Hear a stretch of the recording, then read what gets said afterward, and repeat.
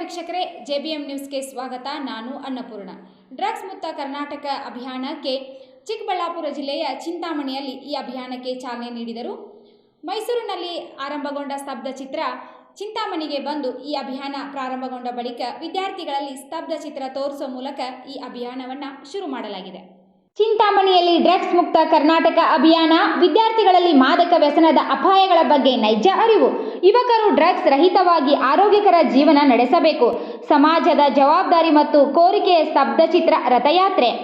ನಗರದ PU ಕಾಲೇಜಿನಲ್ಲಿ ಜಾಗೃತಿ ಅಭಿಯಾನ. ಮೈಸೂರಿನಲ್ಲಿ ಉದ್ಘಾಟನೆಗೊಂಡ ಬಳಿಕ ಚಿಂತಾಮಣಿಗೆ ಬಂದ ಸ್ತಬ್ಧ ಚಿತ್ರರಥ.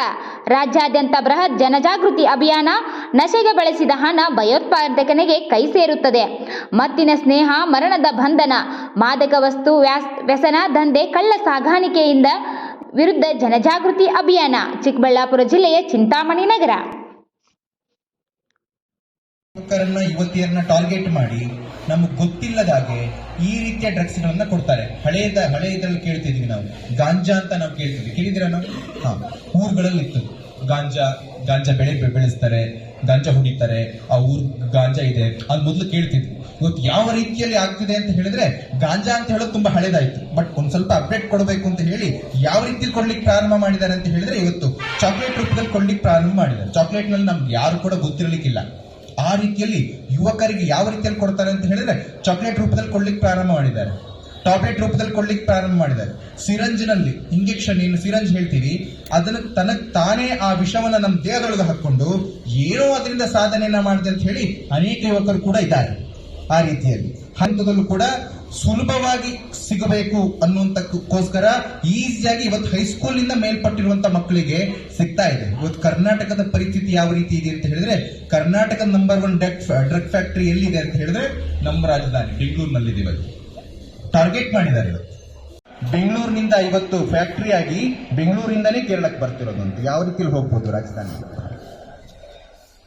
ಹಾಗಾಗಿ ಯುವತಿಯರನ್ನ ಟಾರ್ಗೆಟ್ ಮಾಡಿ ನಮಗೆ ಗೊತ್ತಿಲ್ಲದಾಗೆ ಈ ರೀತಿಯ ವಿಷಯವನ್ನ ನಮ್ಮ ದೇಹದೊಳಗೆ ಹಾಕಿ ನಾವು ಯಾವ ಕೆಲಸವನ್ನ ಮಾಡಬೇಕು ಅಂತಿದ್ದೀವಿ ದೇಶಕ್ಕೆ, ಯಾವ ಕೆಲಸವನ್ನ ಮಾಡಬೇಕು ಅಂತಿದ್ದೀವಿ ಸಮಾಜಕ್ಕೆ, ಯಾವ ಕೆಲಸವನ್ನ ಮಾಡಬೇಕು ಅಂತಿದ್ದೀವಿ ರಾಷ್ಟ್ರಕ್ಕೆ, ಅದು ಯಾವುದು ಕೂಡ ನಮಗೆ ಅರಿವಿಲ್ಲದೆ, ನಾವು ಯಾವ ಕಡೆ ಗುರಿಯನ್ನು ಹೋಗಬೇಕು ಅದು ಕೂಡ ಅರಿವಿಲ್ಲದೆ ಇವತ್ತು ಯಾರೆಲ್ಲ ಡ್ರಗ್ಸ್ ಗಳನ್ನ ಕೊಡ್ತಾರೋ ಅವರೆಲ್ಲ ಭಯೋತ್ಪಾದಕರೇ.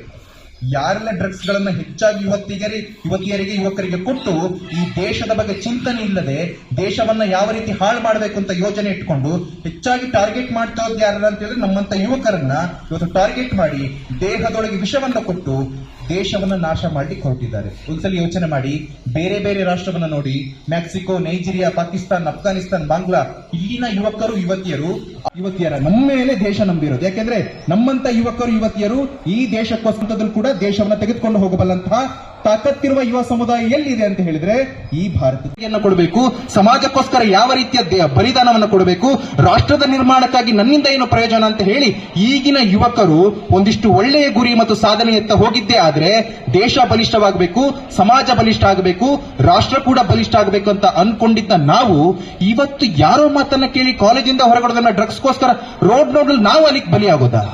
ಇವತ್ತು ಒಂದ್ಸಲಿ ಬಲಿಯಾದ ವ್ಯಕ್ತಿ ಮೇಲೆ ಅಥವಾ ವಿದ್ಯಾರ್ಥಿನಿ ಅವರ ತಾಯಿ ತಂದೆ ಕೂಡ ನಮ್ಮ ಹೆಣದ ಮುಂದೆ ನಿಂತ್ಕೊಳ್ಳಕ್ಕೆ ನಾಚಿಕೆನ ಪಡಬೇಕು. ಆ ರೀತಿಯಲ್ಲಿ ಇದ್ದಾರೆ. ಇವತ್ತು ಬೆಂಗಳೂರಿನಲ್ಲಿ 1-2 ವಾರದ ಹಿಂದೆ 58 ಕೋಟಿಯಷ್ಟು ದೊಡ್ಡ ಫ್ಯಾಕ್ಟರಿ, 58 ಕೋಟಿ ಡ್ರಗ್ಸ್ ನ ಫ್ಯಾಕ್ಟರಿ, ಯಾರು ಕೂಡ ಗೊತ್ತಿರಲಿಲ್ಲ. ನಮ್ಮ ಮೈಸೂರು ಮಹಾನಗರದಲ್ಲಿ 400 ಕೋಟಿ, ಎಷ್ಟು ಕೋಟಿ? 400 ಕೋಟಿ, ಯಾರು ಗೊತ್ತಿಲ್ಲ. ಅಲ್ಲಿ ನಮಗ್ ಗೊತ್ತಿಲ್ಲ, ಸ್ಥಳೀಯದವ್ರು ಗೊತ್ತಿಲ್ಲ. ಎಷ್ಟೋ ದಿನಗಳಾಗಿತ್ತು. ಕೊನೆಗೆ ಮಹಾರಾಷ್ಟ್ರ ಪೊಲೀಸರು ಏನೋ ಒಂದು ಬೇಟೆ ಆಡಿದ್ರು. ಮತ್ತೆ ಅಲ್ಲಿ ನೋಡಿದಾಗ ಮೈಸೂರು ಮಹಾನಗರ 400 ಕೋಟಿ ಎಷ್ಟಿದೆ ಅಂತ ನಗರದಲ್ಲೇ ಇದ್ದ ಮೇಲೆ ಇನ್ನು ಗ್ರಾಮಾಂತರಗಳಲ್ಲಿ ಎಷ್ಟಿರಬೇಡ. ಟಾರ್ಗೆಟ್ ಮಾಡಿದ್ದು ಯಾರನ್ನ ಅಂತ ಹೇಳಿದ್ರೆ ನಮ್ಮಂತ ಯುವತಿಯರನ್ನ ಟಾರ್ಗೆಟ್ ಮಾಡಿ ಈಸಿಯಾಗಿ ಭಾರತವನ್ನ ಕೊಲ್ಲಬೇಕು ಅಂತ ಹೇಳಿದ್ರೆ, ಭಾರತದಲ್ಲಿರುವಂತಹ ಯುವ ಸಮುದಾಯವನ್ನ ನಿಮಗೆ ವಿಷವನ್ನ ಕೊಟ್ಟು ನಿಮ್ಮ ದೇಹ ಕುಗ್ಗಿದಂತಾದ್ರೆ ದೇಶ ಕೂಡ ಅಟೋಪಿಂಡಿಕ ಕುಗ್ಲಿಗಂಗ ಆಗ್ತದೆ. ದೇಶ ಹೋಯ್ತು ಅಂತ ಹೇಳಿದ್ರೆ ಸಮಾಜವನ್ನ ನಿರ್ಮಾಣ ಮಾಡೋರು ನಾವು. ಇವತ್ತು ನಾವೇ ಹೋದ್ಮೇಲೆ ಸಮಾಜ ಕೂಡ ಯಾರು ಬಲಿಷ್ಠ ಮಾಡಬೇಕು?